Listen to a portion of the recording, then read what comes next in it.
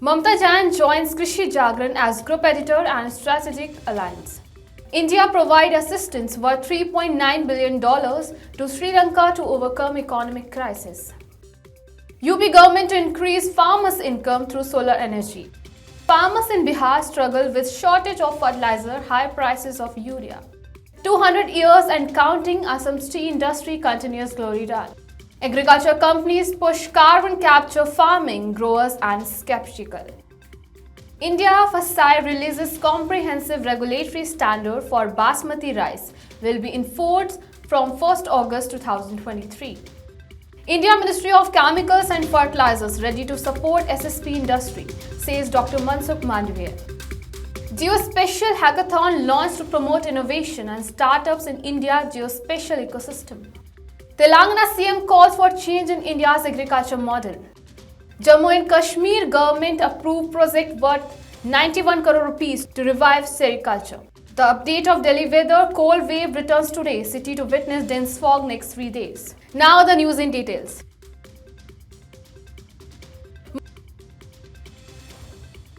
India signed an agreement for the supply of petroleum products worth $500 million from the Indian Oil Company via a credit line to assist Sri Lanka in overcoming its fuel shortage.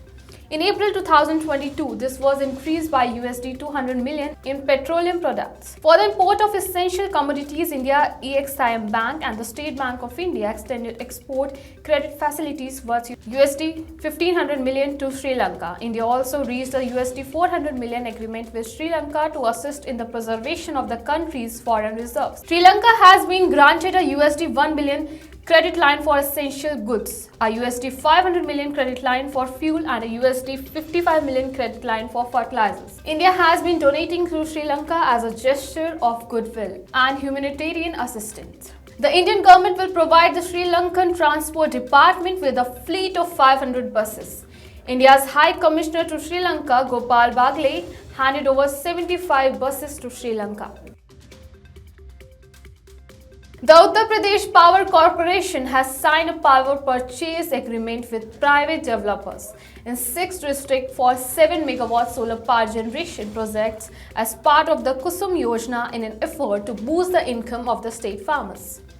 With the help of several banks, farmers will build up solar power producing facilities on their arid or unusable farmland. The government will also offer subsidies for this. The farmers will be able to increase their revenue by selling the electricity generated by this solar facility to the government or private power companies. The solar energy production facilities are to build in Bijnor, Hathras, Mahoba, Jalon, Deoria and Lucknow. Farmers are anticipated to benefit from the scheme in 2 different ways. Initially, they will be able to replace the antiquated diesel irrigation pump with solar power irrigation pumps. Also, they would be able to earn extra 80,000 rupees annually by selling the electricity generated by the solar plant constructed at the farm to the power companies. In accordance with this scheme, farmers will receive subsidy totaling 90% of the cost of the solar pumps.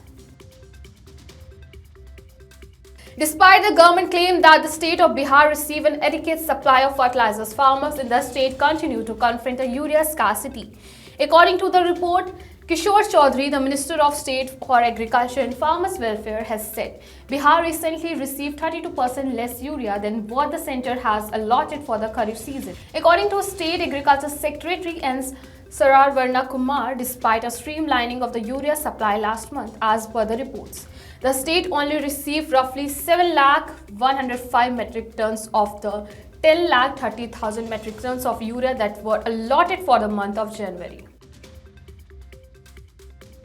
Tea growers in Assam have kick-started a year-long celebration of the plantation industry, reaching a crucial milestone of 200 years. Tea estates around plantation, hitherto unexplored and unpicked in the state upper reaches, first came to be established way back in 1823.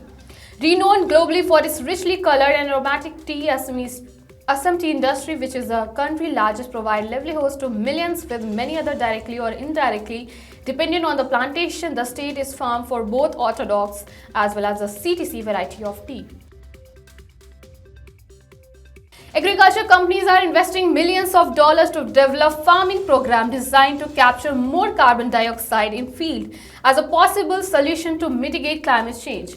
The challenge convincing farmer that is worth their time, the cost of a new farming practices and potentially losing out on some of their harvest in the process. Lower corn farmer Chris Addington said he has looked at various carbon programs over the past year, calculating the risk of reduced crop as they adjust the way he manages his crops and the potential compensation for the carbons his field could capture. Food Safety and Standard Authority of India has specified the identify standard for Basmati rice by Food Safety and Standard First Amendment Regulation 2023 notified in the Gazette of India. As per these standard, Basmati rice shall possess the natural fragrance characteristic of Basmati rice and be free of artificial coloring, polishing agents and artificial fragrances. These standards also specify various identify and quality parameters for Basmati rice, such as the average size of grains and their elongation ratio after cooking, maximum limits of moisture, amylose content, uric acid, defective damaged grains, and incidental presence of other non-Basmati rice, etc. The standards are aimed at establishing fair practice in the trade of Basmati rice and protecting consumer interests both domestically and globally. The Fertilizer Association of India has organized a workshop for the SSP industry, it means single super phosphate, in New Delhi. The workshop was organized to revamp the SSP industry as the consumption of SSP by farmers has fallen and manufacturing units are running under capacity. The industry is also exploring the possibility to export SSP to neighboring countries like Nepal, Bangladesh, Bhutan and Sri Lanka. The workshop was attended by 80 participants representing 50 SSP companies across India. Single super phosphate has had a bad reputation over the last few years with several quality concerns because of which the farmers have lost trust in the product. Dr. Mansukh Mandaviya, Union Minister for Chemicals and Fertilizer, said it is important to win back the trust of the farmers for SSP. The government is ready to support the industry in all possible ways. The SSP industry has to ensure the supply of good quality products as per FCO specifications. Dr. Jitendra Singh, Union Minister of State Science and Technology, Minister of State Sciences and Minister of State Personal Public Grievances, Pensions and Atomic Energy and Space, stated that startup in new emerging technologies are critical to India's future economy. Also, Jitendra Singh launched the Geospatial Hackathon this morning, stated that the hackathon will promote innovation and startup in India's geospatial ecosystem.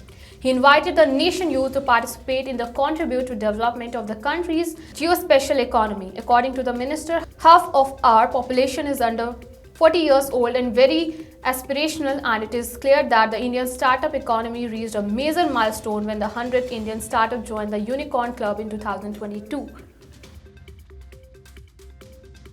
According to K. Chandrasekhar Rao, a complete revolution will occur in India on the day agriculture is transformed into a festival of joy for the entire country farming community, inspired by the revolutionary progress in Telangana agriculture sector. He emphasized the importance of changing the model of country agriculture sector with the cooperation and collective efforts of all citizens. KCR also wished farmers and the people of the Telangana and India happy Bhogi, Makar Sankranti and Kanuma festival. According to the Chief Minister, Sankranti is a festival celebrated by farmers on the auspicious occasion of arrival of paddy stock from the fields to their homes. Farmers celebrated Sankranti as a day of thanksgiving to Mother Earth.